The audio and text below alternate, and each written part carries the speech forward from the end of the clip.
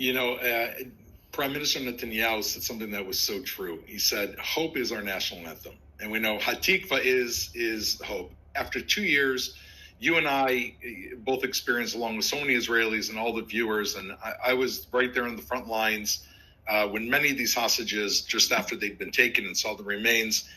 Today really is a day of hope, and I think that on one hand, this is a real test for the state of Israel. How can, as Jews in general, we're always afraid to be overly hopeful because there's been so many devastations in the past, but yet we live in miracles. I think today what we're really looking at is hope with the acknowledgement of exactly what you just said, Alex, which is hope based on strength.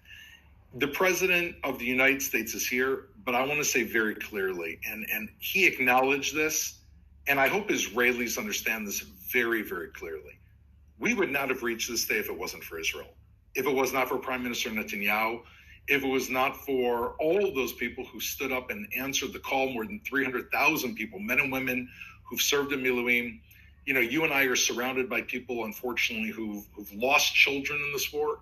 The most painful thing, and it's very important, even Gadi Eisenkot, who was, Israel's, the commander-in-chief of our army. He lost his own son. He was on the war panel, and his wife, Hannah, said just today, she said, be happy. Just be a little bit less happy because not everyone's getting their children home.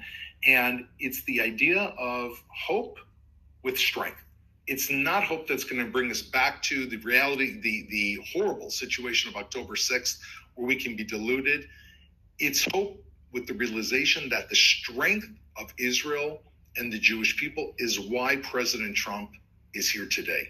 America is the friend of Israel, but it's Israel's belief in ourselves and going forward, understanding our own strength. And if you ask me, Alex, in addition to all of the Abraham Accords and everything going on and the hope we exhibit, the most important thing is that we as a country graduate to the next stage of maturity, developing more of an independent source of strength where we in the U.S. are allies and we become a regional leader. If we can do that, then all those who've fallen and the Abraham Accords, everything moves forward, is really to represent Israel on the strength of Jewish strength, divine strength, and that I think will put us in a different position looking forward.